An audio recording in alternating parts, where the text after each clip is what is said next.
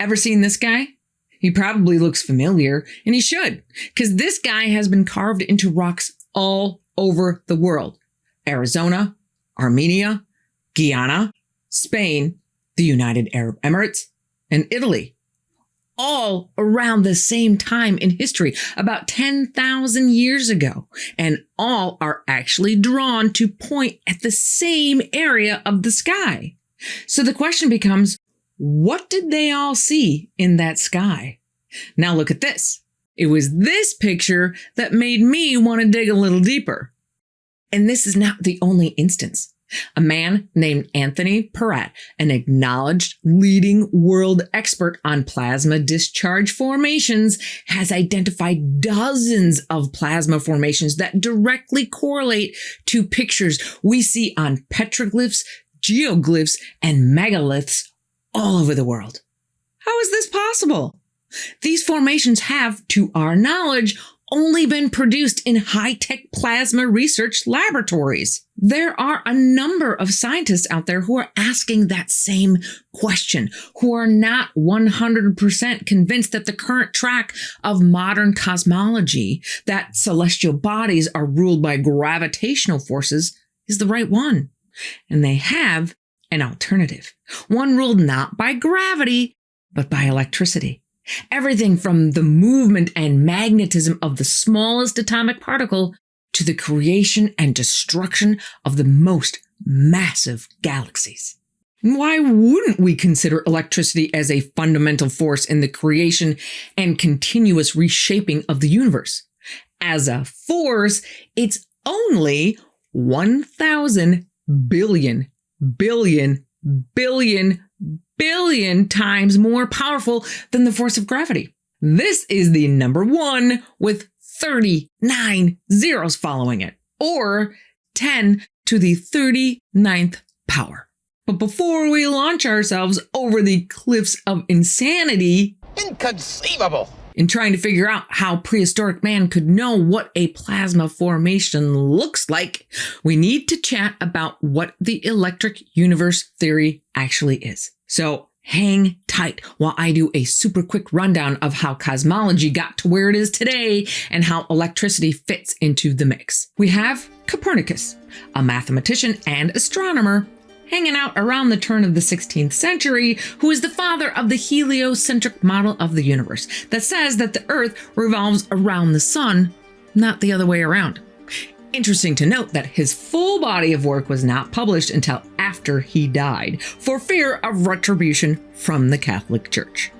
About 100 years later comes Johannes Kepler, who describes the planetary orbits around the sun. Then comes Sir Isaac Newton about 50 years later, who adds gravity to the mix of Kepler's laws of planetary motion, which could also account for tidal activity, the trajectories of comets, the precession of the equinoxes, and other phenomena, eliminating doubt about the solar system's heliocentricity.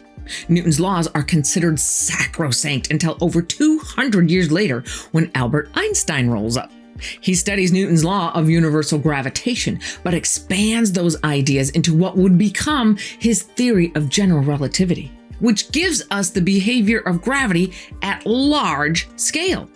The theory not only describes the relationship between space, time, gravity, and matter, it opens the door to the theoretical possibility of black holes.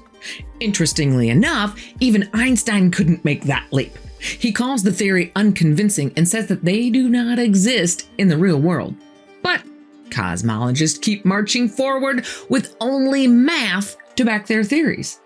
In the 1930s, astronomer Fritz Zwicky has a problem. The law of gravity relies upon mass. The more mass, the more gravity. So Fritz, looking at different galaxies and using the then current assumption that the more light a star gives off, the bigger it is, he notices that the stars are not nearly big enough to account for the amount of gravity needed to keep those galaxies together. So he decides there must be more mass hanging around that we just can't see. He calls the invisible stuff dark matter.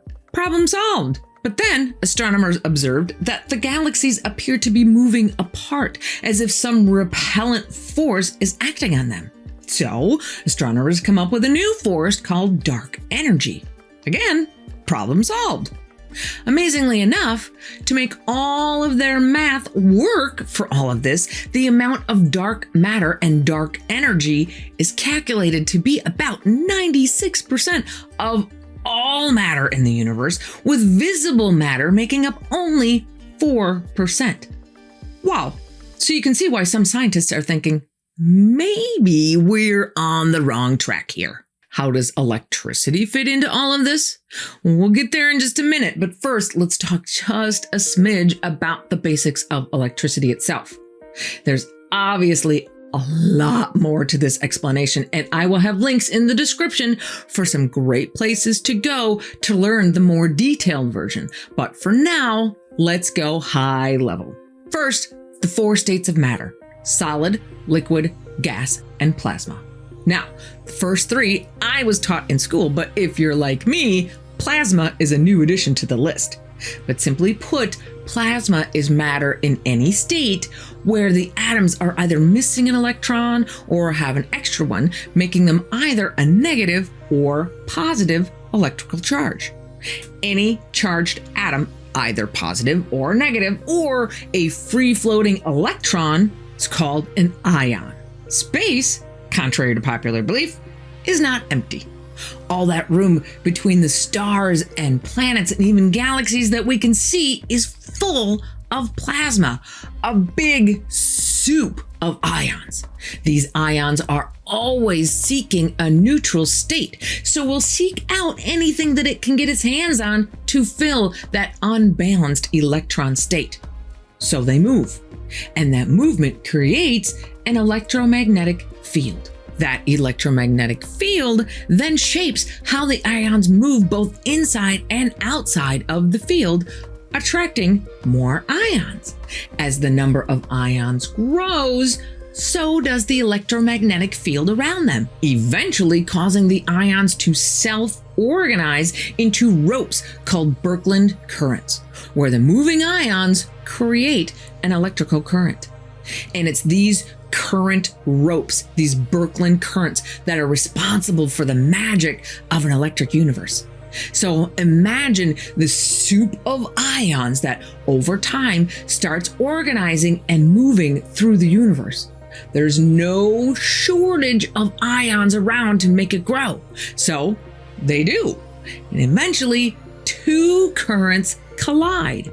Where they collide, a spinning disk called a plasmoid forms.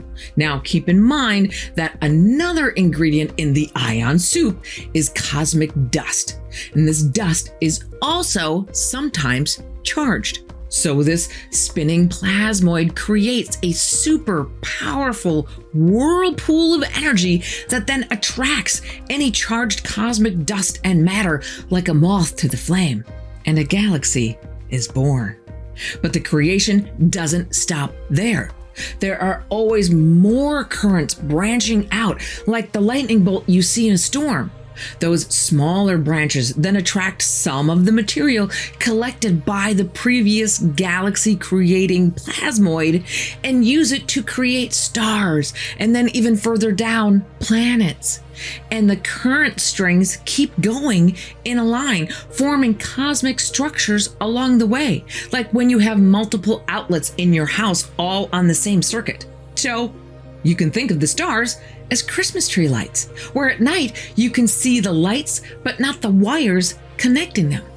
Those twisted wires are the Birkeland currents, which actually twist around themselves like the Christmas tree lights, connecting everything in the universe together.